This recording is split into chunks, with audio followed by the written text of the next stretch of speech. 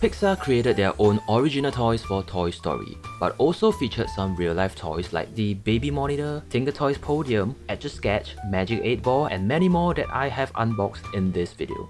The Little Tikes and Fire Truck are also actual toys that were produced back in 1988, which included a doggy Tike that wasn't present in the movie for some reason. Maybe having more than one dog in a film is bad news for some toys? Bad news? What's interesting is that Pixar actually made up more original Tikes for the movie that appeared in the very first scene in Toy Story, when they were held hostage by one-eyed Bart.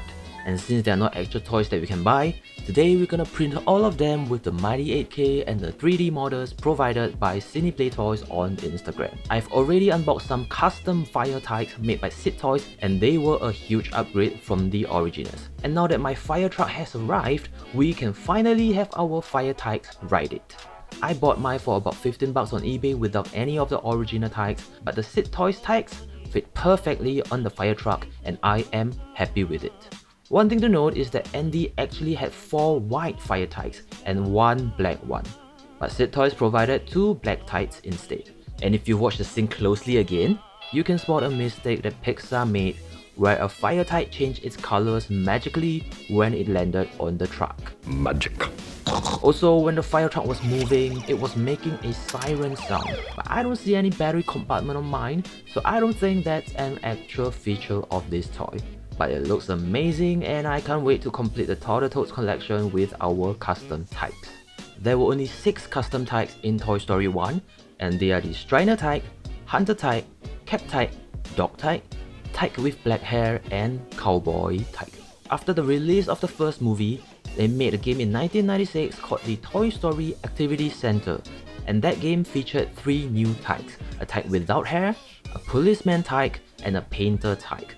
Unfortunately, none of those make it to the big screen, and only a variant of the painter Tike made its debut in Toy Story 2, listening to Mrs. Potato Head reading a storybook, together with 2 new Tikes, the Sailor Tike and another Cap Tike like the one in Toy Story 1, but he changed his shorts from black to blue instead. So we will be making all of the Tikes except those in the games. Interestingly, a deleted scene from Toy Story 2 actually showed 5 Sailor Tikes rolling away from Rex, and I'm so glad it's deleted, otherwise I would have to make 4 more Sailor Tikes and that would be dreadful. But this was originally how Woody got stuck at a yard sale, instead of his heroic rescue mission to save Wheezy, which would have taken so much out of the Woody character, so that's the real reason why I'm glad it's deleted, okay? Not because I'm lazy. Speaking of Toy Story 2, the Strider Tike appeared on a car reenacting Woody's kidnap.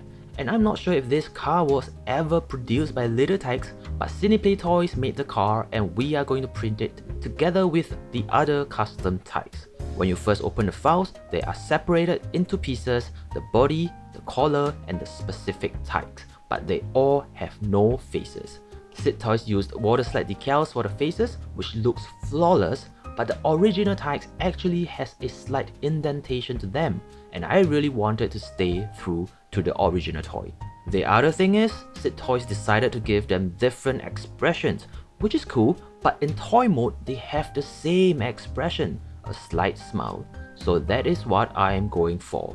I took an image from the game and marked out the facial expression, then used it in ZBrush as an alpha, and it looks exactly as I wanted it to be.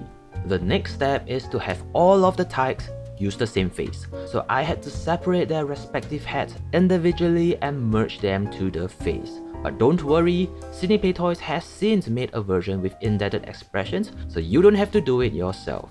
For the black hair Tike, I found the hairstyle a little off, and you know me, I'm very particular about screen accuracy, so I had to modify it.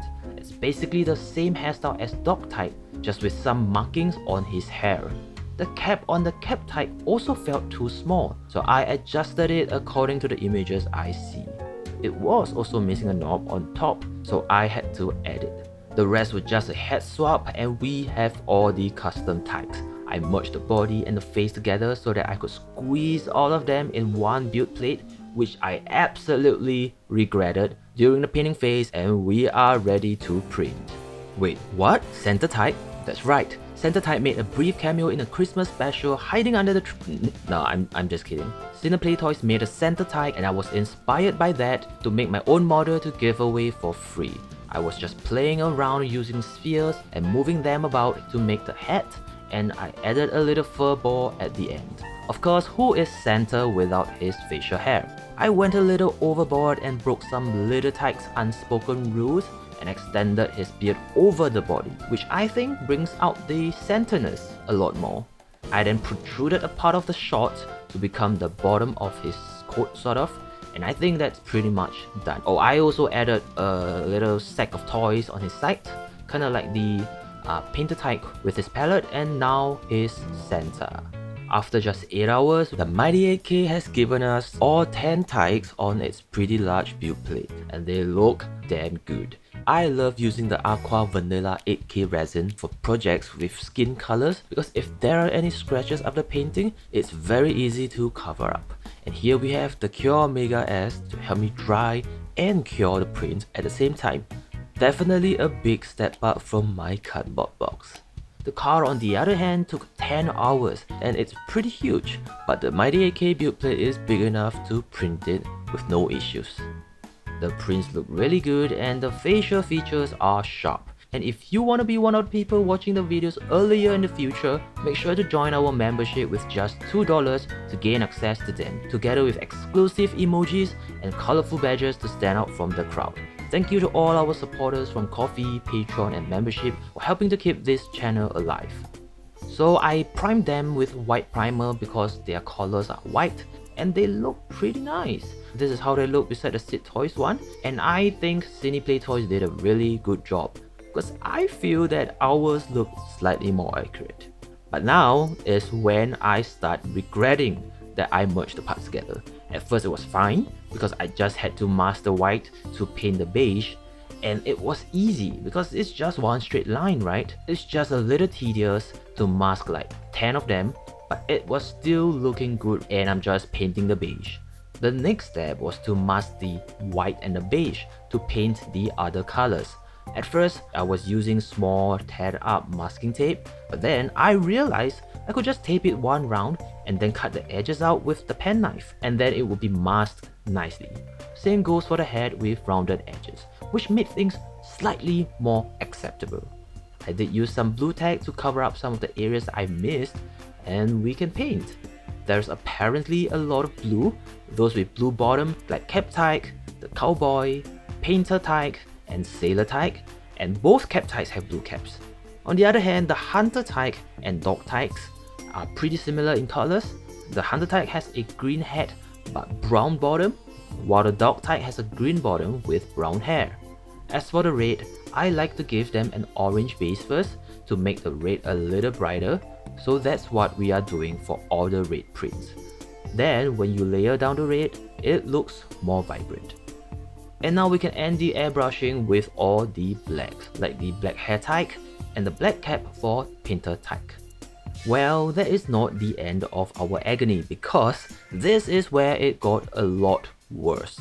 Unmasking them showed a lot of flaws where we have to clean up, like when we didn't mask properly and got paint in the wrong area, or over masking and there will be many areas, usually underneath, that is missing some paint, and we will have to revisit those to fix those missing paints. Having them merged into one piece also blocks access to certain areas like the eyes, where it's easy to paint when the head is small, but for bigger heads, it's really hard to go around painting the eyes. And also when you're masking and you're not careful, this will happen. Even if you are careful, the pen knife is so sharp that it will leave cut marks on your prints that you will have to sand smooth and repaint to cover up. Basically, it's a lot of extra work and a lot of hand painting when you could have just airbrush and assemble, and that is definitely what I would go for in the future, no doubt. Even if that means I have to waste a lot more resin to support the individual parts. But a little silver lining is that since I had a lot to fix, I got extra paint to paint the palette. The car provided the red, Strider Cap provided yellow, Cap Tike provided the blue, and the Hunter Tike provided the green. And with a little gold for our Santa gift bag, we are done. Finally, our very own Toddle Tots that little Tikes didn't produce in real life. They look really nice with our Sid Toys Tikes, and the fire truck. The red car definitely elevates the collection even more, and every single Tikes look amazing. Made from my sweat and tears, and you can get the models from Cineplay Toys on Cult. As a Christmas gift, you can get my Santa Tike model from the link in the description below. So happy holidays guys, and I will see you next year.